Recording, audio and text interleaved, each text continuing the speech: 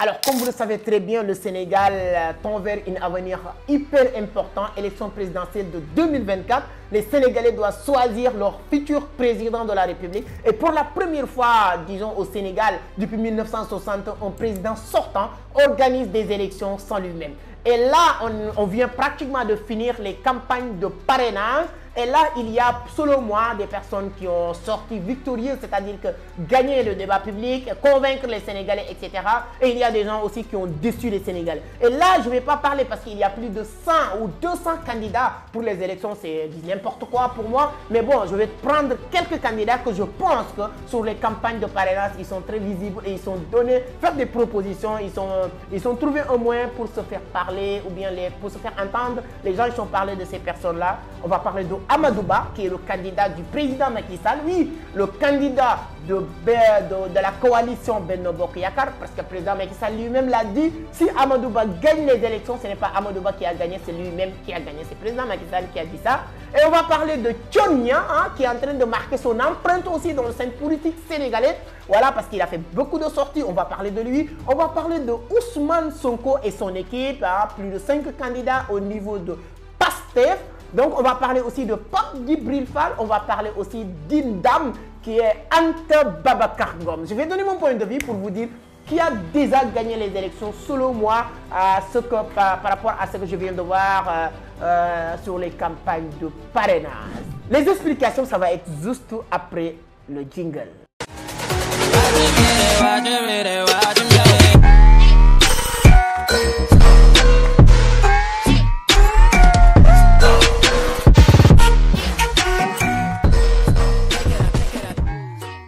Alors, merci beaucoup, mais avant d'attaquer le sujet, si c'est la première fois que vous tombez sur mes vidéos, permettez-moi de me présenter. Mon nom est Amadou Seck, fondateur de Vision d'Afrique, initiateur du club Entreprendre Autrement. Ici, on parle de business, d'investissement, de l'entrepreneuriat, mais surtout de la crypto-monnaie. Et je sais que beaucoup de personnes vont me dire, ah, c'est que arrête-toi sur tes crypto-monnaies, sur l'entrepreneuriat. Mais bon, nous sommes tous des Africains d'abord, nous sommes des Sénégalais, donc s'il y a une élection présidentielle au Sénégal, on a notre mot à dire. Même la semaine dernière, je vais vous illustrer les vidéos ou les images. La semaine dernière, j'étais invité à Radisson Blu sur une concertation pour les perspectives des jeunes pour les élections présidentielles de 2024, l'engagement, citoyenneté, quels sont les, c'est-à-dire qu'engagement ou bien qu'est-ce que les jeunes doivent attendre du futur président. Et je vous ai parti quand même avec voilà, ma modeste personne, bien sûr, de venir donner mon point de vue en tant qu'entrepreneur. Donc voilà, on a le droit de donner notre point de vue. Arrêtez de nous dire, arrête. Non, nous sommes tous des Africains, des Sénégalais. Donc voilà, de la même manière que le président Macky Sall a le droit de donner son point de vue sur Amadou Ba, nous, il a une seule pièce d'identité pour voter. Nous aussi, on a notre pièce d'identité pour voter pour lui ou contre lui. Mais donc là, on a notre mot à dire. Donc bon, bref, on va parler de ces 4 ou 5 personnalités. Amadou Ba, Anta Babacar Ngom, Ousmane Sonko. Ousmane Sonko, on va parler un peu de son équipe parce que lui, il est en prison. On va parler aussi de Tchonia, on va parler de Pape Djibril Fall. On va commencer par Amadou Ba. Moi, je suis déçu du candidat du président Amadou Ba. Campagne de parrainage. Je n'ai pas entendu Amadou Ba sur aucun débat télévisé, sur ni presse, nulle part pour qu'il donne son point de vue, son programme, qu'est-ce qu'il propose les Sénégalais. Oui, on est dans ce stade, on a besoin, les candidats viennent nous dire, nous, voici ce qu'on vous propose, voici ce qu'on va faire, voici. Et je n'ai pas vu ça sur Amadou Ba. Bizarrement, même le président Macky Sall a entamé une tournée économique depuis quelque temps. Et sur toutes ces tournées économiques, il y a une partie politique, on le sait. Et le président Macky Sall même l'a dit dans une ligne de ses conférences ou bien ces tournées-là au niveau de Kaffrine. Après avoir parlé de l'économie, parlé de tout, il a dit tous les gouverneurs, vous qui n'êtes pas des politiciens, on peut vous libérer. Nous, on va faire une partie politique pour vous dire que ce que je dis, je ne l'invente pas. Voilà, c'est exactement ce qui se passe. Mais durant toutes ces tournées-là, on n'entend pas Amadou Ba. Je pense que sur même les débats politiques, normalement, je ne sais pas est-ce que c'est leur stratégie ou la stratégie du président Macky Sall ou pas, mais normalement, moi je m'attendais sur ces débats politiques-là, on laisse Amadou Ba diriger ces débats politiques, parler avec les militants. Il ne reste que même avec ses militants, faire des promesses, explique-nous quelle est sa vision. Bien sûr qu'on sait très bien que si Amadou Ba gagne les élections, ce sera une continuité pour le PSE, pour le plan Sénégal émergent, etc. Mais par contre, il doit nous dire sa vision sur la justice, sa vision sur la démocratie, sa vision sur la diplomatie, sa vision personnelle. Parce que, oui, président Macky Sall, c'est bien, c'est président Macky Sall, mais ce n'est plus président Macky Sall.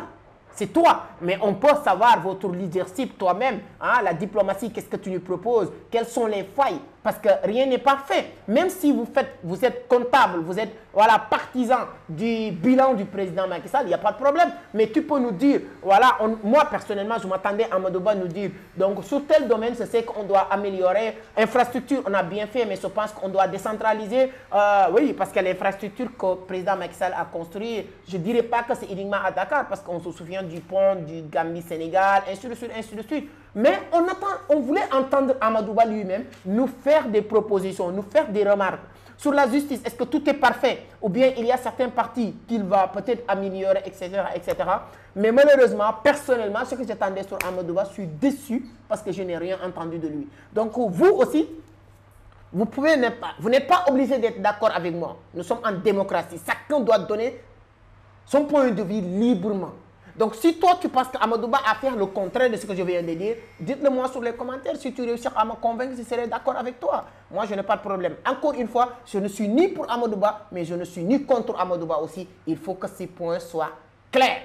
Deuxième personnalité, on va parler un peu de Ousmane Sonko avec son équipe. Oui, je sais pas est-ce que c'est une bonne stratégie ou pas, mais si c'est le cas, c'est une mauvaise stratégie de l'équipe de Ousmane Sonko. Depuis qu'il est en prison, Ousmane Sonko, c'est quelqu'un qu'on connaissait sur partage d'idées, de dire sa vision. Il a commencé par écrire un livre, Solution, pour dire quels sont les points qu'il veut vraiment réformer, quels sont les points sur lesquels il n'est pas d'accord avec l'État actuel, le gouvernement, ainsi de suite. Donc, c'est-à-dire que les réformes qu'il veut proposer, les changements, ainsi de suite, la pêche, l'agriculture, tout ça, il avait l'habitude de faire ces sortes de choses, de faire des lives, expliquer les Sénégalais. Mais ces 5 candidats, que ce soit Guy Marius Sagna, Abass Fall, que ce soit l'autre, il est en prison, Bassirou Diomaye Faye. Mais en tout cas, toutes ces personnes qui sont des députés, qui ont la possibilité de donner aussi, de continuer cette proposition de solution, ils n'ont pas fait. Voilà, ce n'est que de mes remarques. Ceux qui ne sont pas limités, ils se sont limités uniquement sur ce Sonko, notre 5e candidat, 5e président, Sonko, notre seul et unique candidat. C'est bien. Mais continuez la vision. Sonko lui-même le dit.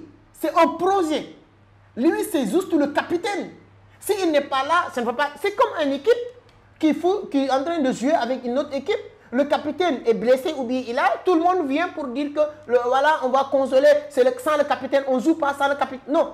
Vous continuez à défendre les idées. Et là, c'est une erreur fatale que j'ai remarquée parce que les gens qui suivent juste l'ambiance et tout ça, ils ne vont pas remarquer. Mais il y a des gens qui sont là, qui sont en train de remarquer ces choses-là. Donc, vous pouvez continuer. Guy Marius Sagna, les Abass Fall, tous ces candidats de Pastef doivent continuer à parler.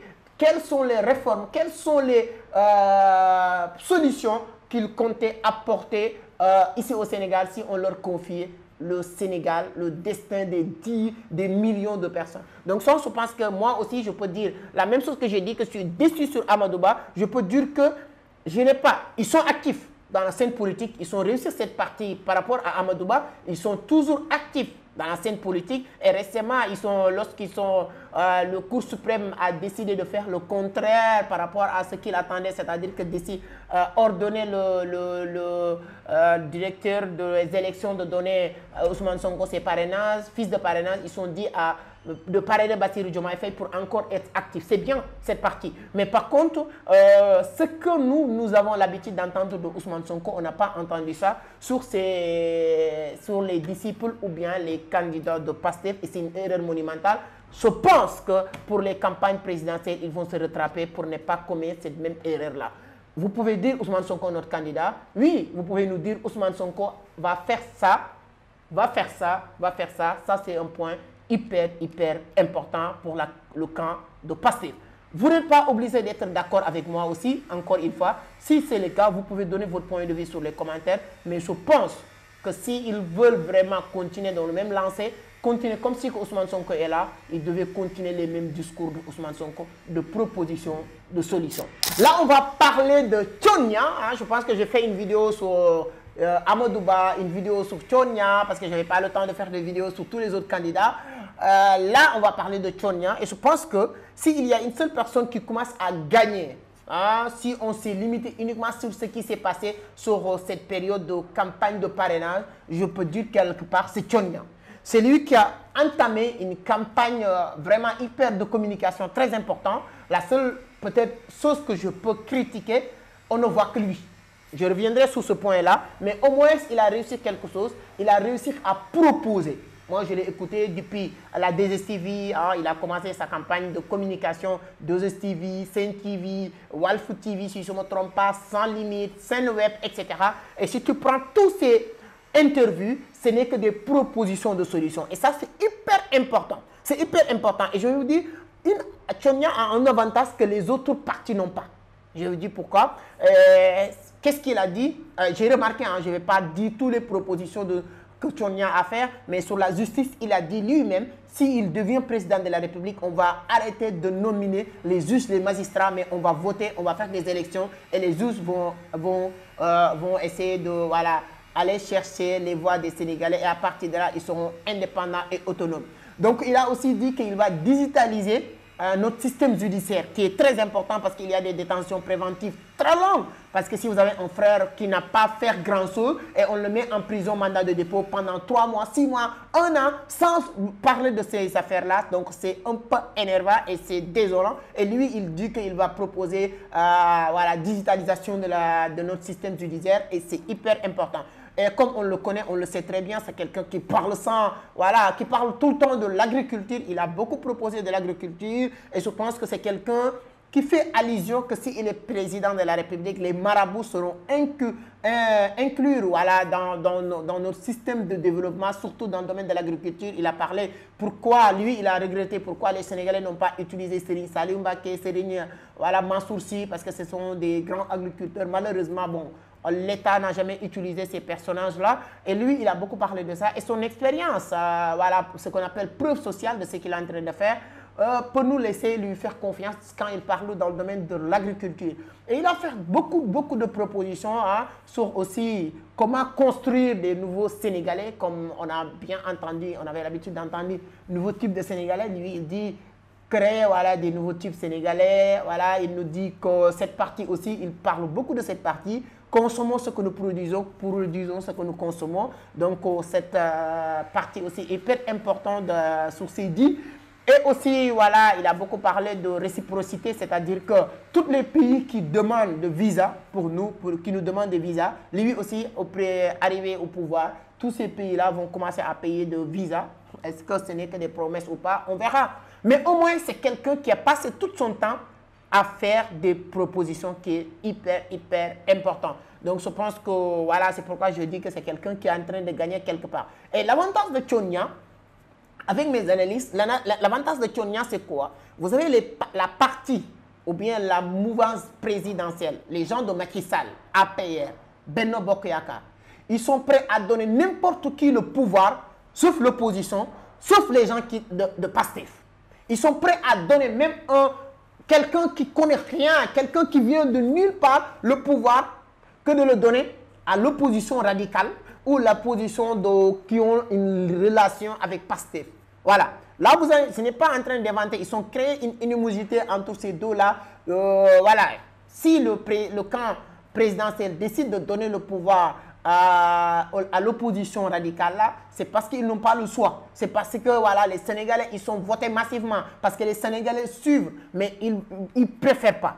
Et là, l'opposition aussi, cette opposition radicale, préfère voter pour n'importe qui que de voter ou bien laisser le pouvoir avec cette mouvance présidentielle. Donc, pour dire quoi? Au cas au contraire que le mouvance présidence ne peut pas ne peut pas conserver le pouvoir, ils seront prêts à le céder ou aider quelqu'un d'autre à avoir sans l'opposition. Et là, je pense que Tchonia peut jouer son jeu maintenant. Et l'opposition aussi, la même chose. Et à partir de là, je pense que sur ses discours, il a un peu compris ça. Et si je vois, il fait des discours pour défendre Ousmane Sonko, pour dire que son dossier est politique, il fait des discours pour dire que s'il arrive au pouvoir, Ousmane Sonko a bien travaillé, ainsi de suite. Donc, c'est une bonne communication pour lui. Et il dit aussi, Macky Sall a bien travaillé quelque part, mais il a fauté sur quelques... C'est-à-dire qu'il a compris cela. Moi, la seule chose que je n'ai pas compris, il a parlé de Diouf. C'est le mouvement Diouf qui est en train de porter sa candidature. Quels sont les éléments de Diouf?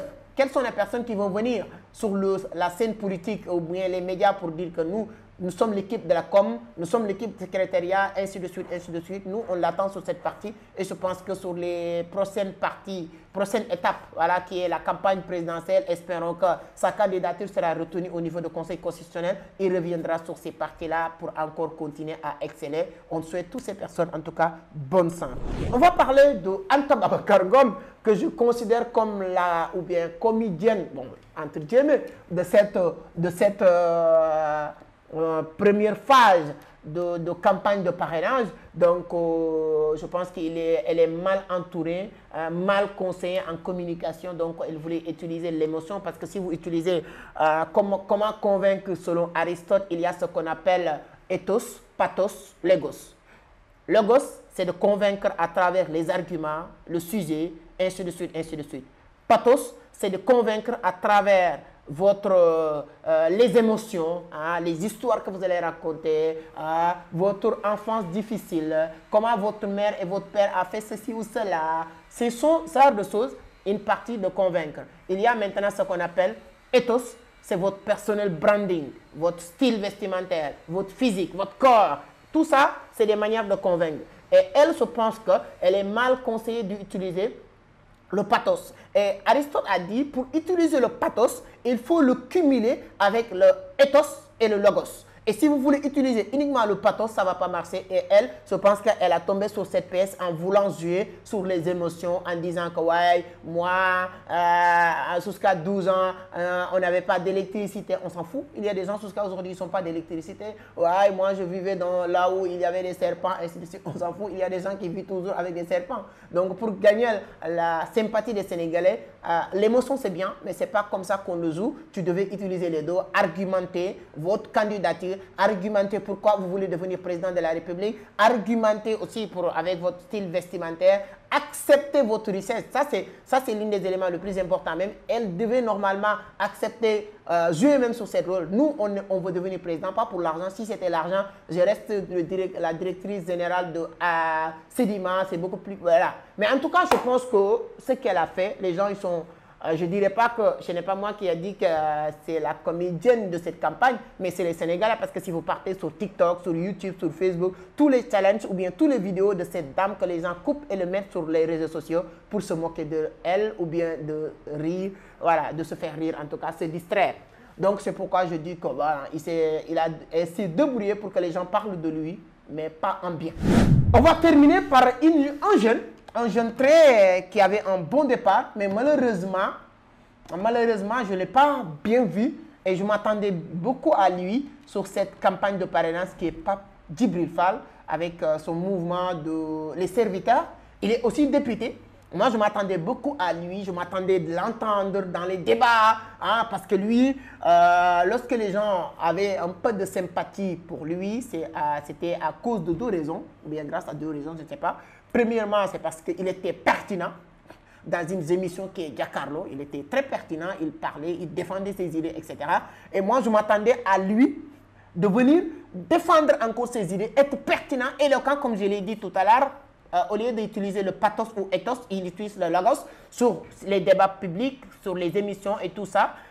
À partir de là, pour encore convaincre les Sénégalais, pour leur dire que le Pape Djibril Fall que vous avez aimé, vous avez soutenu pour qu'il soit député, c'est le même Pape Djibril Fall. Vous ne m'avez pas soutenu ni aimé parce que je soutiens ou j'aime quelqu'un, mais parce que j'étais pertinent. Moi, je l'attendais sur ça et malheureusement, je ne l'ai pas vu et j'étais très déçu de Pape Djibril Fall de ne pas vu engager une campagne de communication parce qu'on le dit, si les gens utilisent les médias pour te tuer, tu dois utiliser les médias aussi pour continuer à survivre. C'est hyper important en communication. Mais malheureusement, il a raté ce départ. Espérons que sa candidature sera retenue. C'est un jeune très ambitieux, très intelligent. Et voilà, peut-être il a fait des erreurs politiques ou pas, je ne sais pas, je n'ai pas à moi de sujet. Mais espérons que si sa candidature est retenue au niveau du Conseil constitutionnel, au niveau de la vraie campagne maintenant, il sera là pour défendre ses idées. Voilà mon point de vue. Que ça vous plaise ou déplaise, je continuerai à le donner sur la situation de mon pays, mon continent. Ah, voilà, j'aime bien le Sénégal, j'aime bien l'Afrique. Je pense qu'on est en train de préparer une vidéo encore sur la situation du Sahel, que ce soit notre général Abdourahmane Tchani, notre capitaine Ibrahima Traoré ou notre colonel Assimi Goïta, qui ont décidé de créer leur propre monnaie, qui ont décidé de créer beaucoup d'accords. On est en train de réfléchir parce qu'on ne veut pas aussi venir parler pour rien dire, parler sans maîtriser le sujet, comme disait encore. On doit être dans l'agos, c'est-à-dire que maîtriser le sujet. Et à partir de là, on va vous donner notre point de vue sur ça parce que c'est un plaisir de voir que les Africains commencent à créer leur système révolutionnaire et je pense que ça peut marcher. Donnez votre point de vue sur les commentaires et on se donne rendez-vous sur une autre vidéo. Ciao.